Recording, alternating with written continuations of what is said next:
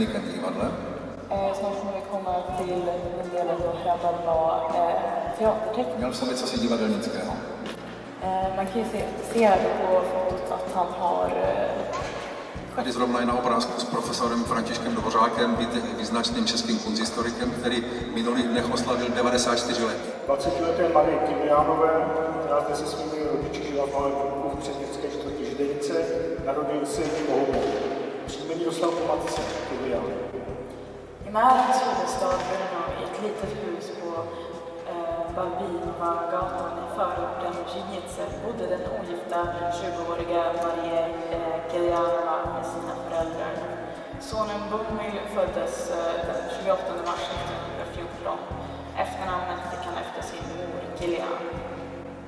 Genetickým otcem Bohumila Hrabala byl spolužák Marie Kiliánové Bohumil Blicha. Teprve v roce 1916 Marie Kiliánová uzavírá sňatek s Františkem Hrabalem, který tentýž rok dává Bohumilovi své příjmení Hrabal. Z Brna se rodina stěhuje do Poudne, kde František Hrabal zvaný Francen pracuje v místním pivovaru jako učeník. Bohumils biologiska far var en klasskamrat till Marie Kiliánova, Bohumil Blecha. V říjnu 1918 se rozpadá rakousko-uherská monarchie. Vzniká samostatná země, Československo. Z Poudne se Hrabalovi stěhují do pivovaru v Nymburce, kde Francen zastává místo učetního, později správce pivovaru. Mitt skrivande skyddar mig från att begå självmord, precis som om jag genom skrivandet flydde för mig själv. Ve škole propadl z většiny předmětů.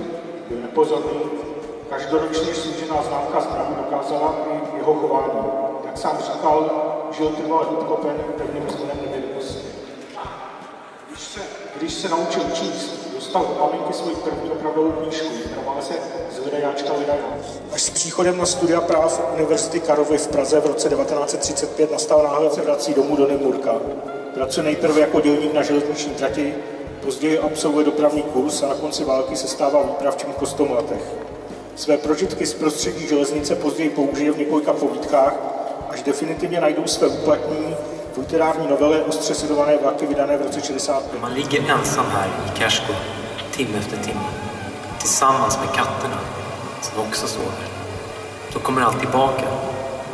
Alla de undanstoppade bilderna från barndomen och från livet. Även det som jag skrivit. Allt förföljer en. Delvis är det skrämmande. Berusad. Jag har inte ork till något mer än att vänta på Godot. Det är bara så. Gråtattack och sprang därifrån. Mormor sprang efter mig. Hon tog mig om midjan. Jag sparkade med benen.